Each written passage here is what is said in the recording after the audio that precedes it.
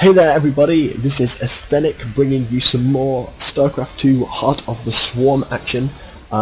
This is going to be another game from Lux, who I've posted a few games of. He's a Grandmaster Terran player, but today he's going to be doing something a little bit different. So this one is a TVZ on Antigua. And in the left hand side of Antigua is going to be our green Zerg player, is Lux. So he's going to be playing Zerg today, so a bit of off racing, bit of fun. In the right hand side of the map on Antigua we have the blue Terran player. It is Saske. So it's going to be Terran versus Zerg. It's a very high level play, shown normally from Lux as a Terran player, and will be interesting to see how his Zerg is. Antigua, a map that Terrans do generally like. They tend to love abusing this little feature here once they get medevacs out, more so against Protoss, but still some lovely opportunities for a multi-point harass on this map. So yeah, that's a very handy sort of little area for Terrans to abuse as best they can. They do love to warn as well. So we're going to see the normal early barracks from Saske. No gas yet. If it stays like that, then we'd expect a 1 rack fast expand, which looks like what we're going to get. So pretty standard play from Saske. On the other hand, over here, Lux, he is going for a 15 hatch, which is again very standard in this matchup. Wings of Liberty or Heart of the Swarm. So yeah, we are seeing some very standard sort of macro focused openings from the two guys here on Antigua. A map which is kind of slightly out of favour. You don't see it in as many tournaments anymore. This isn't going to be the ladder edition, so we do see the gold base in the middle, which again isn't really favoured. People don't love it so much. It does kind of favour Terran to stick a PF here and really have a good shot of holding that with tanks on the high ground. And people really do not particularly like it for that reason. Saske is going for his early expand. He's then going for double gas after it, so he's going to be looking to get an early factory up. So we might be seeing some mech play from Saske.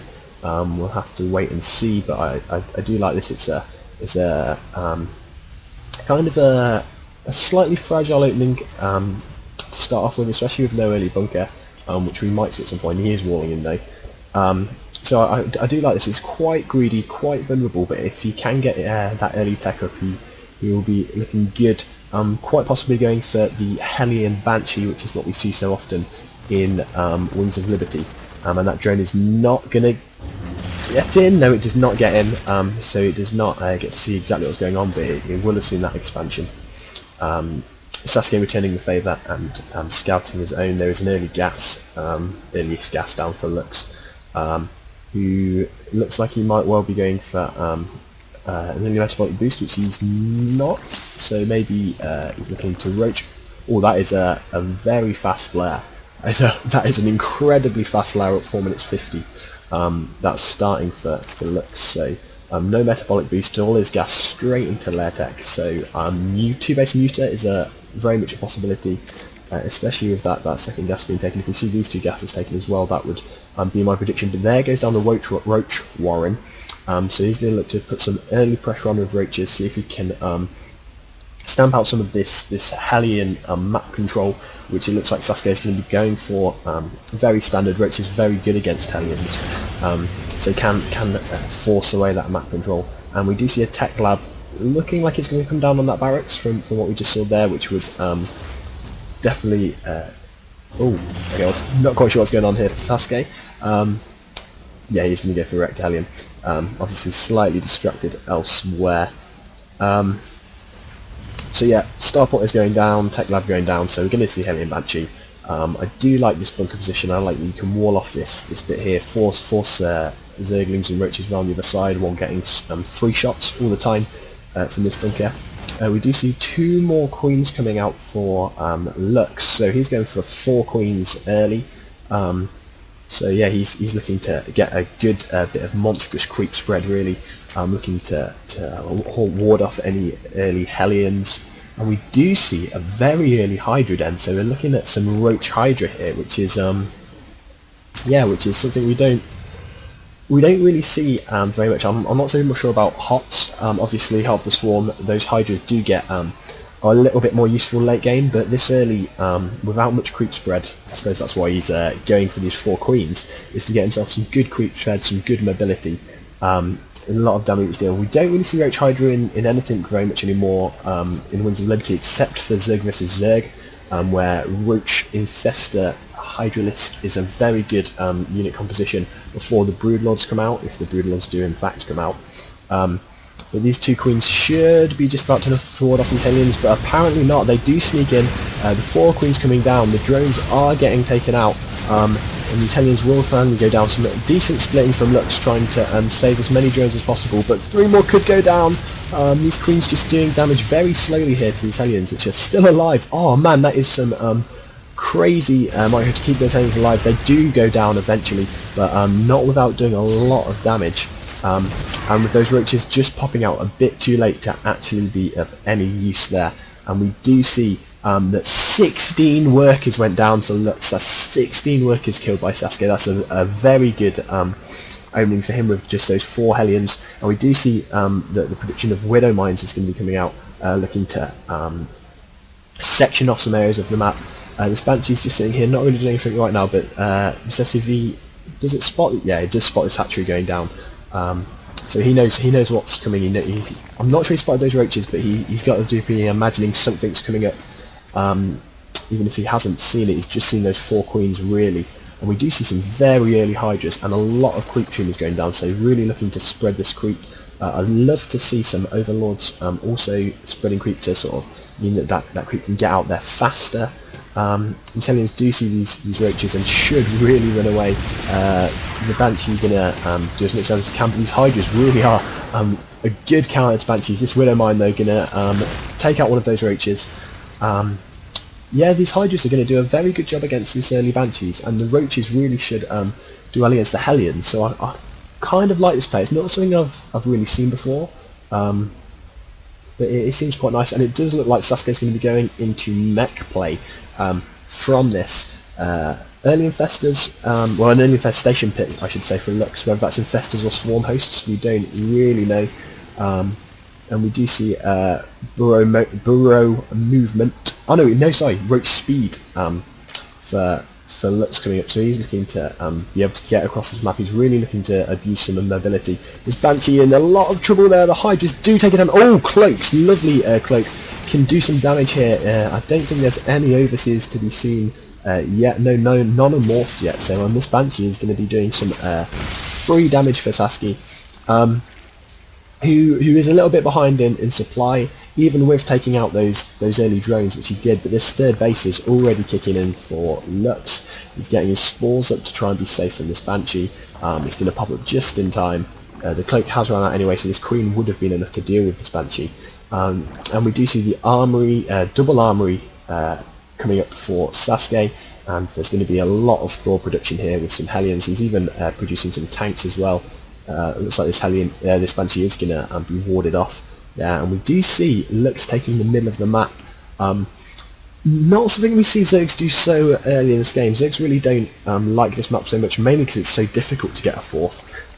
But if you can get your Broodlord and Infestor army, which we see in Winds of Liberty so often up here, it really can be difficult to break and to really put any pressure on this base. But often we see Zergs expanding down here, maybe knocking down these rocks and expanding their fourth over here. So I do like that. This mine going to take out another roach.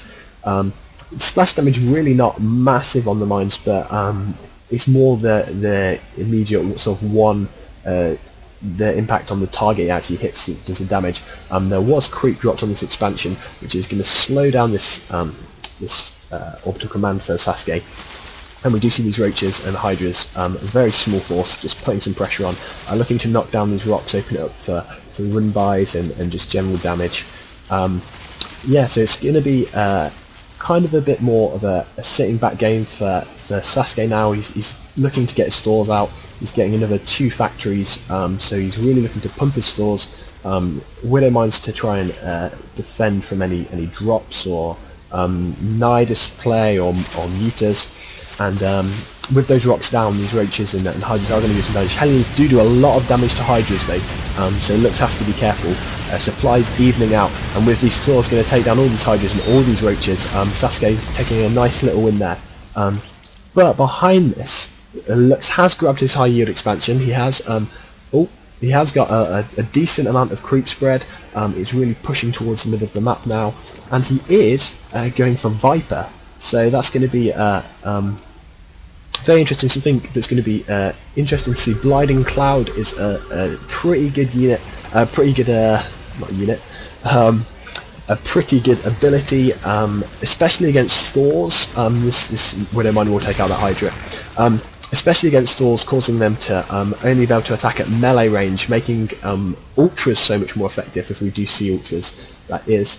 But at the minute we're not seeing any change in tech for Lux. He does seem to be sitting on his Roach Hydra. He's getting his missile attack up and his carapace attack up, his carapace armor upgrades up as well. He does already have 4 Vipers on the map. It looks like he might just leave it at that, but he does have a very, very small army.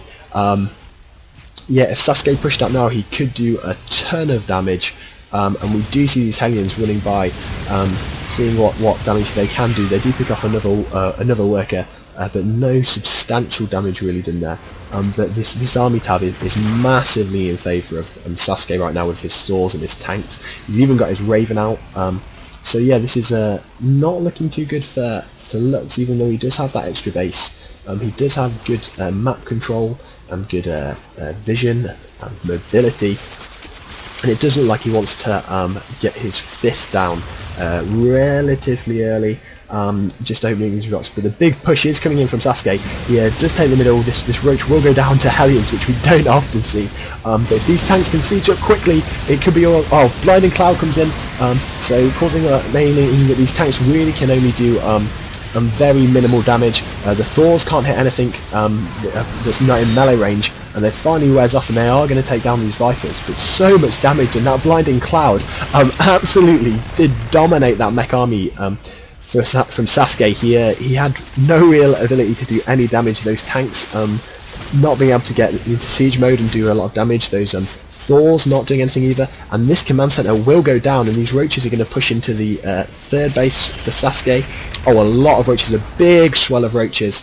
Siege mode wasn't even done for Saske. That was a big slip up. Not that Blinding Cloud would have helped with that anyway, but this will go down. Oh man, so many Roaches. We do see 45 Roaches on the map for Lux right now. He is maxed out.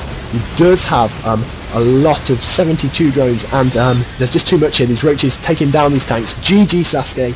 That's a very interesting game from Lux. Those Vipers really did mess with this mech army, which Saske seems to have a much better, much bigger army, should I say. When he pushed across that map, I really thought he would do a lot of damage, but those 4 Vipers were all Lux needed to sort of preserve his Roaches, preserve his Hydras, and take down this game.